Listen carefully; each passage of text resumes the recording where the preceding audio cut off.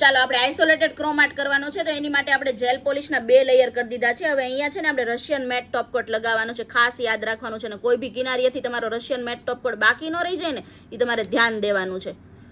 બાકી રહી જશે ને તો એ તમને અત્યારે નહીં દેખાય, ત્યાં તમારો ક્રોમ ચીપકી જશે.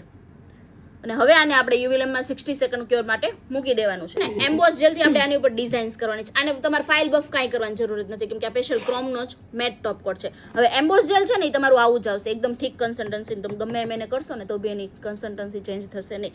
હવે એને તમારે બ્રશમાં કઈ રીતે લેવાનું છે, જો આવી રીતે બ્રશમાં લેવાનું છે. આમ નથી કરવાનું, ઉપરની સાઈડથી આવી ગઈ બ્રશમાં પ્રોડક્ટ્સ. હવે આનાથી તમારે જે કાંઈ ડિઝાઇન્સ ડ્રોઈંગ કરવી છે ને એ ડાયરેક્ટલી આનાથી ડ્રોઈંગ કરવાની છે. જો થઈ એકદમ 3D ડિઝાઇન ડ્રો. મારી ડિઝાઇન અહીંયા કમ્પ્લીટ થઈ ગઈ. પણ આજે આ ડિઝાઇન્સ કરી છે ને આને ઓનલી 30 સેકન્ડ ક્યોર કરવાની છે. ધ્યાન દેજો, કેટલી 30 સેકન્ડ. 30 થી વધારે ક્યોર થવું જોઈએ નહીં. આપણે છે ને ક્રોમ લેવાનો છે અને આની ઉપર આપણે રબ કરીશું આવી રીતે. હવે શું કરવાનું છે, એક્સ્ટ્રા ડસ્ટ ઓફ કરવા માટે આપણે ઓમરેનું ખાલી સ્પોન્જ લેવાનું છે, ન્યૂ સ્પોન્જ. અને સાઈડમાં તમે જો ક્લીન થઈ જાય છે આખે આખું. થઈ ગયો પરફેક્ટ. ક્યાંય બેકગ્રાઉન્ડમાં ક્રોમ છે? રેડી.